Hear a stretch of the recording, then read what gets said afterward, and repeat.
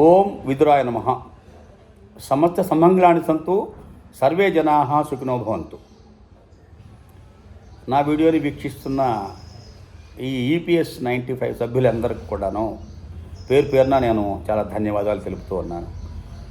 నేను ఇంతకుముందు వేసిన వీడియో నా సభ్యత్వం 2360 ఉంటే కూడాను దాదాపుగా 3000 పైచిలుకు మంది ఆ వీడియోని వీక్షించారు. వాళ్ళందరికీ కూడాను పేరు పేరున నేను ధన్యవాదాలు తెలుపుతూ ఉన్నాను. ఎందువల్లంటే ఎంతమంది ఎక్కువ సభ్యులు వీక్షిస్తుంటే అన్ని కామెంట్లు నాకు రావటం జరుగుతోంది. ఆ కామెంట్ల ద్వారా వారి డౌట్లు ఏవైతే ఉన్నాయో నేను క్లారిఫై చేయడానికి కూడాను అవకాశం నాకు కలుగుతోంది. అయితే పదే పదే నాకు వేసిన ప్రతి వీడియోలో కూడా ఎవరో ఒక సభ్యుడు ఏమండి 1/9/2014 పూర్వం రిటైర్ అయిన వాళ్ళకి ఏమైనా ఆశాజనకమైన వార్తలు ఉన్నాయా, లేకపోతే ఏమైనా జడ్జిమెంట్లు ఏమైనా వచ్చాయా అని అడుగుతూ ఉంటే వారందరికీ నేను చెప్పేది ఏమిటాయని చెప్పనంటే 4/11/2022 నాడు ఆనరబుల్ సుప్రీం కోర్టు వార్చిన జడ్జిమెంట్లో వాళ్ళు క్లారిటీగా ఏ సభ్యుడైతే 1/9/2014 పూర్వము జాయింట్ ఆప్షన్ పెట్టకుండా అతను రిటైర్ అయిపోయి అతని అకౌంట్ మొత్తం సెటిల్ చేసుకున్నారో వారికి మాత్రం ఈ హయ్యర్ పెన్షను దాఖలు చేసుకునే అవకాశం లేదు అన్నట్లుగా చాలా క్లారిటీగా వాళ్ళు 4/11/2022 జడ్జిమెంట్లో క్లారిఫై చేశారు. అయితే దాని తర్వాత రివ్యూ పిటిషన్స్ కూడా చాలా సుప్రీంకోర్టులో పెట్టడం జరిగితే ఆ పిటిషన్స్ అన్నీ కూడాను సుప్రీంకోర్టు వారు పక్కన పెట్టేశారు.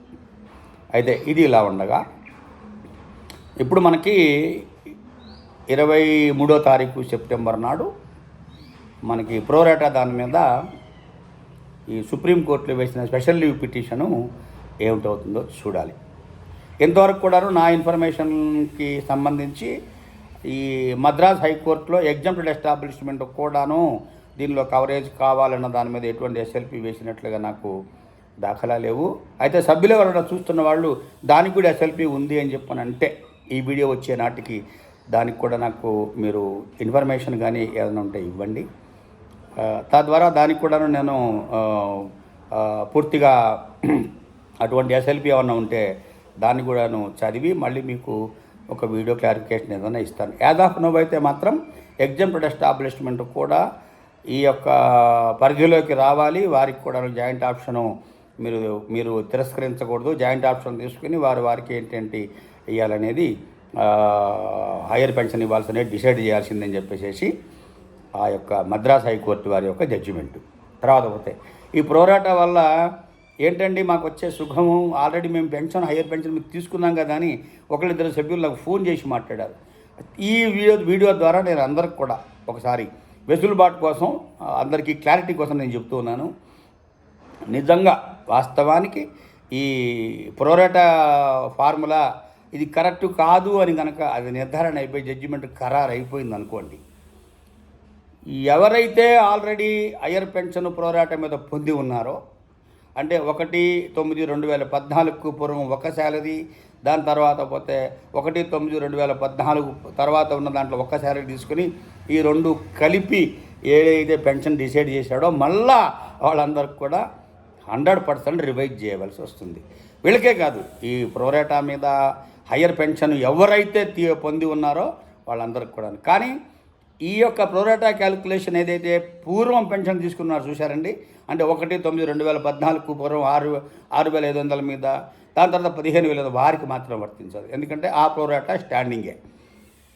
అయితే ఇప్పుడు మన హిమాచల్ ప్రదేశ్ హైకోర్టు తీసుకున్న ప్రోరాటా దాని మీద ఏమిటా అది దాని యొక్క ration ratio decidendi rational behind it అని చెప్పనంటే వారు అన్నది ఏంటి అని చెప్పనంటే ఒక్కసారి హయ్యర్ వేజెస్ మీద పెన్షన్ కట్టిన తర్వాత హయ్యర్ పెన్షన్కి కట్టిన తర్వాత ఈ ప్రోరాటా అన్నది నిలబడదు. చివరికి 60 నెలల వేతనం ఏదైతే ఉందో దాని యావరేజ్ తీసుకుని దాన్ని పెన్షనబుల్ శాలరీగా డిసైడ్ చేసి టోటల్ సర్వీస్కి పరిగణలో తీసుకుని వారికి పెన్షన్ ఇవ్వవలసింది అని చెప్పేసి ఆ యొక్క మన హిమాచల్ ప్రదేశ్ హైకోర్టు యొక్క ఉద్దేశం. అయితే నేను కూడా చాలాసార్లు ఇదివరకు వీడియోలో నేను ఒక చిన్న కామెంట్ చేస్తూనే ఉన్నాను. ఎప్పుడైతే హయ్యర్ వేజెస్ కట్టి ఉంటామో, హయ్యర్ వేజ్ కట్టిన తర్వాత ఈ ప్రోరాటా ఫార్ములా వీళ్ళు పెట్టడం అనేది సరైన పద్ధతి కాదు, పెట్టకూడదు. కానీ వీరు మరి ఎలా ఎందుకు పెడుతున్నారో వాళ్ళు పునరాలోచించుకుంటే బాగుంటుంది అని నేను ఒక సూచనప్రాయంగా డిపార్ట్మెంట్ వరకు కానీ, ట్రస్టీ మెంబర్స్ కానీ, లేకపోతే ఇంపార్టెంట్ అడ్వకేట్స్కి కానీ నేను చెప్పి ఉన్నాను నా యొక్క దీంట్లో. అయితే చూద్దాం, మనం వేచి చూద్దాం. రేపు పొద్దున ఈ 23వ తారీఖు జడ్జిమెంట్ మరి ఇస్తుందా, ఈ ఎస్ఎల్పికి వెళ్ళిన తర్వాత మళ్ళీ దాన్ని ఒక తాత్సారం చేస్తూ మరి చేస్తారా, ఎటువంటి పరిణామం ఎటువంటి దానికి దారి తీస్తుందని ఆలోచించాలి. ఎందుకంటే ఈపీఎఫ్ వాళ్ళు తక్కువ వాళ్ళు ఏం కాదు, వాళ్ళు మరొకటి ఏదన్నా తీస్తారు, దీంట్లోంచి తీసి ఏదో ఒక వాద్యం దాన్ని డిఫరెంట్గా తీసుకెళ్ళడానికి ప్రయత్నం చేస్తారు. కానీ నేనేమంటున్నానంటే అవన్నీ కాలయాపనమే, కానీ ఫైనల్గా సత్యమేవ జయతే. సత్యం ఎలా ఉంటే ఆ సత్యం అలాగే నిలబడుతుంది, కానీ దాన్ని ఎన్ని రకాల మసిబూసి మారడికాయ చేసినా సత్యం అనేది మారదు. ఇప్పటికి కాకపోతే కనీసం ఇంకో 5 ఏళ్ళకైనా, ఇంకొక 6 ఏళ్ళకైనా అది డిసైడ్ అయినప్పుడు 100% విత్ ఎరియర్స్ ఈ ప్రోరాటా ఎవరైతే పొంది ఉన్నారో వాళ్ళకి 100% వచ్చి తీరాల్సిందే. ఎందువల్లంటే చాలామంది మినిమం 5 లక్షల దగ్గర నుంచి నాకు తెలిసి మ్యాక్సిమం 60-70 లక్షల దాకా కూడాను వీళ్ళు ఇంట్రెస్ట్తో సహా వెనక్కి కట్టి ఉన్నారు. అయితే ఒక సభ్యుడు నాకు ఫోన్ చేసి, అయ్యా గవర్నమెంట్ కట్టాల్సిన 1.16 షేర్ కదా, అది కూడా మన దగ్గర ఎందుకు తీసుకుంటున్నారని నాకు ప్రశ్న వేశాడు. అయితే ఇందుమూలకంగా మీకు చెప్పేది ఏంటని చెప్పనంటే, వాళ్ళు మన ఈపీఎఫ్ఓ వారు ఒక సర్క్యులర్ రిలీజ్ చేసి ఏదైతే 1.16% గవర్నమెంట్ కట్టాల్సింది ఉందో అది ఎంప్లాయర్ షేర్లోంచి మేము తీసుకుంటాము, ఇది సుప్రీంకోర్టు వారు మాకు ఇచ్చిన వెసులుబాటు అని చెప్పేసి వారు ఒక సర్క్యులర్ రిలీజ్ చేశారు. సో తద్వారా ఏమిటవుతుందని చెప్పనంటే ఈ 1.16% మన దగ్గర నుంచి తీసుకోవటంలా.